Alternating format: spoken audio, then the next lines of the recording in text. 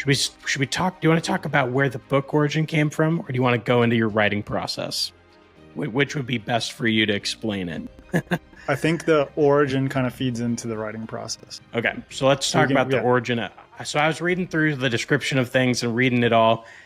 This is probably one of the most original things I've seen in a while. So I think it's a really cool premise. So why don't you talk about that and where that whole idea came from? Yeah, so I mentioned earlier the sort of world building and illustration that I'd started for the Fungalverse. Mm-hmm. And so the Fungalverse is this idea that I came up with based on a combination of things. So it's like on one hand, I had a dream where I'm like a super vivid dreamer. And so I had this dream where I was in this like really immersive space, like walking through a forest at dusk and, you know, this just like walking through the trees and then entering into like an open glade. And there's just a gigantic mushroom towering above the trees. And it's bioluminescent and there's like spores floating through the air. And I woke up and I wrote this down. I was like, that's just the coolest goddamn thing ever. Like super atmospheric, especially for a dream.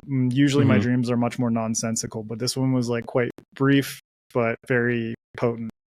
And so I wrote that down and I thought like, how could I take this idea and kind of run with it, but also pull on books that have really inspired me?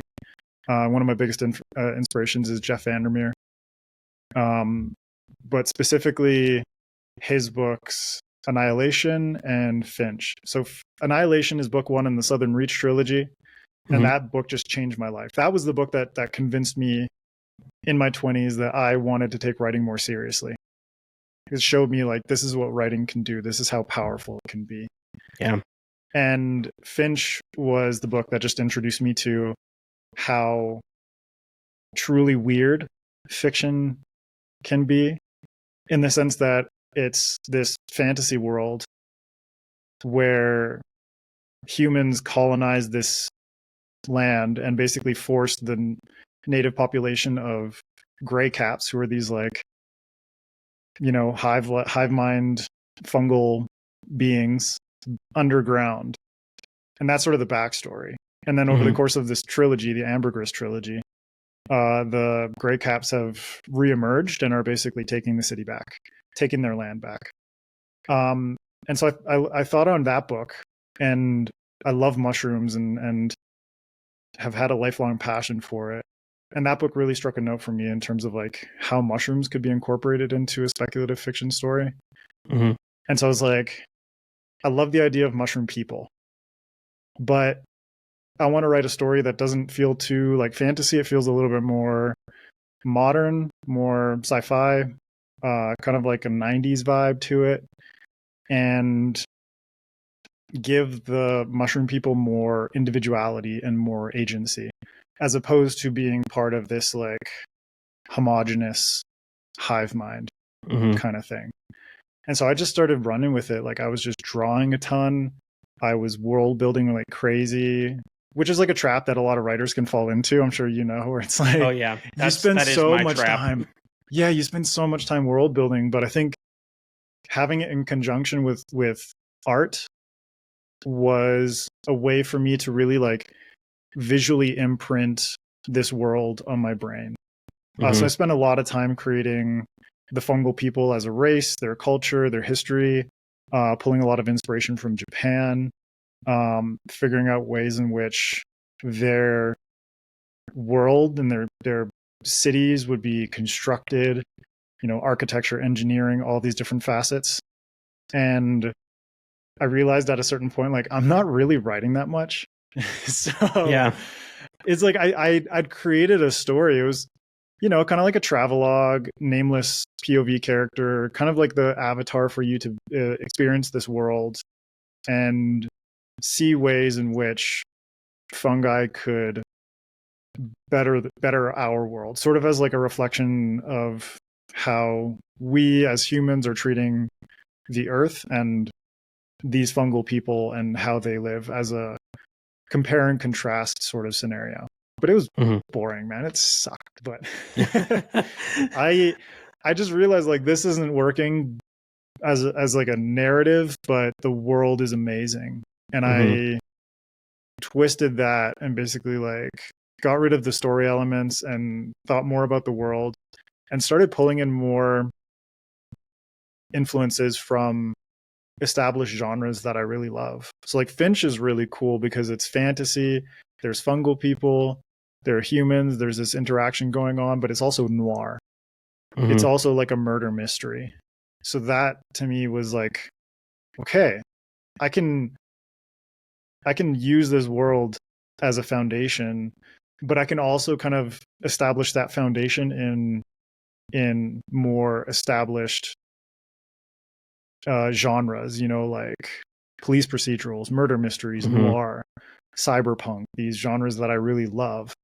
And so I just started pulling influences in and ended up writing one book set in the Fungalverse, finished the first draft of it, just like burnt out, hated it, you know, not necessarily like it's terrible, but I just like, you know, when you finish something and you're like, you have this like self-loathing kind of feeling where you're just like, God, you know, like what did I create? And it's more just like an ego thing at the end of the day.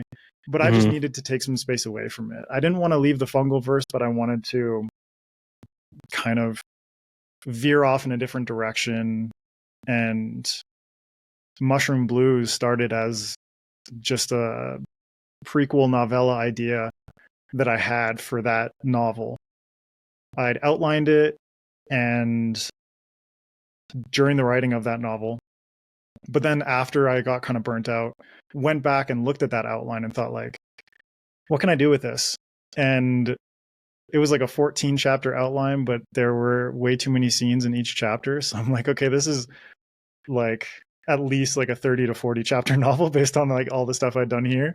Reworked the outline and then just started writing, you know, like really fell in love with the sort of police procedural kind of basis of it. It wasn't called Mushroom Blues at that point. Henrietta, the main character, was actually a man, and she was in third person. And then through the writing of the initial chapters, I realized like I'm not vibing with this character, but I'm vibing with everything else that's going on. So I changed it to a middle-aged woman, and then it worked more. And then I was like, okay, let me change up the tense. So I went to, because it was third person present tense, and I changed it to past tense, and it was like, okay, it's working a little bit more. And then I changed it to first person as opposed to third person, and everything just started to click after that. It all felt more intimate. Henrietta just really like flourished as a character, and everyone else that she meets along the way, just experiencing it through her eyes felt so much more natural given the story that I wanted to tell. And this was February of last year.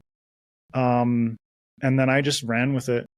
I contacted my friend Felix Ortiz, who's an amazing artist, and was like, can you do a cover for me? And basically just set this deadline for spring 2024 to release this book. And I made it. Yeah, I finished it in a little over a year.